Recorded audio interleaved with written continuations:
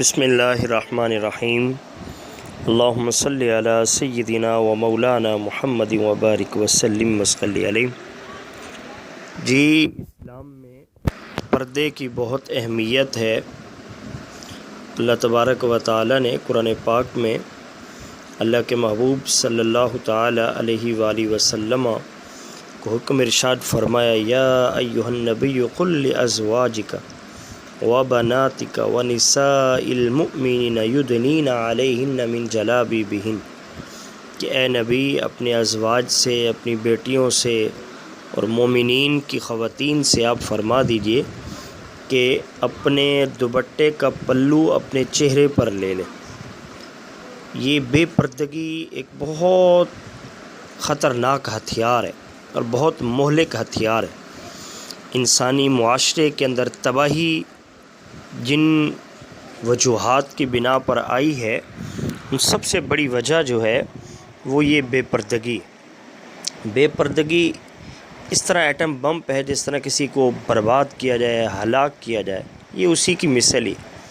اس کی مثال آسان لفظوں میں یوں سمجھ لیں کہ جس طرح لکڑی، سوکھی لکڑیوں کا ڈھیر پڑا ہو اور وہاں پر آگ کی چنگاری جلا دی جائے تو وہ پوری لکڑیوں کو جلا کر رکھ دیتی ہے۔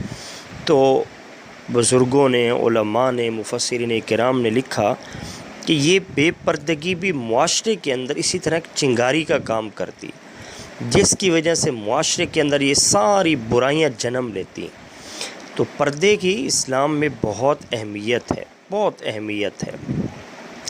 بے پردہ خاتون پر اللہ تبارک و تعالیٰ کی لعنت برستی ہے، اور بے پردگی ایک بہت بڑا فتنہ ہے۔ ساری برائیاں اسی سے جنم لیتی ہیں، بے پردگی سے۔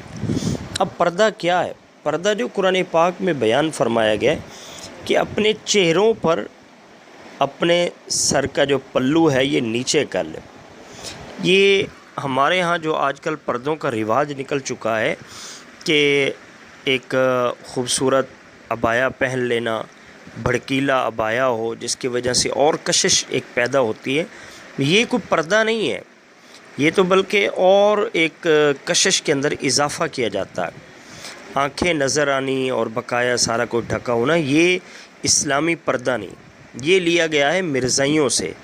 قادیانیوں کا جو طریقہ تھا ان کی خواتین کا، وہ یہی تھا کہ وہ آنکھیں کھلی رکھتی ہیں اور بقایا جو ہے وہ چہرہ کو جو ہے نا وہ ٹھوڑی تک چھپا لیتی یا ناک تک چھپا لیتی۔ اسلام کی جو تعلیمات ہیں وہ یہ ہے کہ اپنے دوپٹے کو اپنی آنکھوں پر لے لے خاتون۔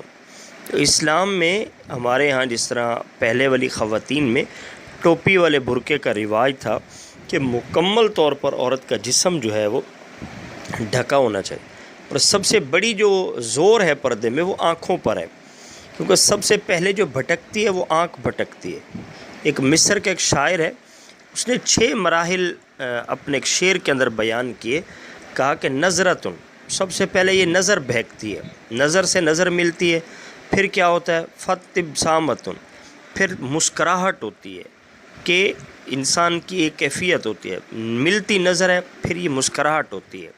فسلامن، پھر سلام کا سلسلہ شروع ہو جاتا ہے۔ فکلامن، پھر کلام کا سلسلہ شروع ہو جاتا ہے۔ پھر اس کے بعد جو سلسلہ موعدن، پھر وعدہ وعید شروع ہو جاتے ہیں۔ فلقاؤن، پھر آخری مرحلہ جو ہوتا ہے وہ ملاقات کا ہوتا ہے۔ تو نظر بہکتی ہے تو یہ سارے مراحل آتے ہیں۔ تو مومنین کو، مردوں کو اللہ پاک یہ فرماتا ہے کہ اپنی نظروں کو کم کرو، یعنی کسی عورت پر وَقُلْ لِلْمُؤْمِنِينَ يَغُضُّوا مِنْ أَبْصَارِهِمْ، یہ عربی کے اندر غض یغض کا مطلب ہے کم کرنا۔ کسی پر اپنی نظریں گاڑ کر نہ رکھو، بلکہ اگر پڑی ہے نظر فوراً اپنی نظر پیچھے کر لو، اپنی نظر کم کر لو۔ اور مومنات خواتین سے بھی اللہ فرماتا ہے کہ اپنی نظروں کو جھکا کر چلو، اور اللہ تعالیٰ قرآن پاک میں فرماتا ہے کہ اپنی آنکھوں کو چھپا کر رکھو تاکہ تمہاری آنکھیں یہ بے حیائی اور بے پردگی اور یہ سارے اس کا ایک سبب یہ نہ بن جائے۔ اللہ تعالیٰ سے دعا ہے اللہ ہماری ماں و بہنوں کو پردے کی سعادت نصیب فرمائے، آمین بجاہ النبی الامین۔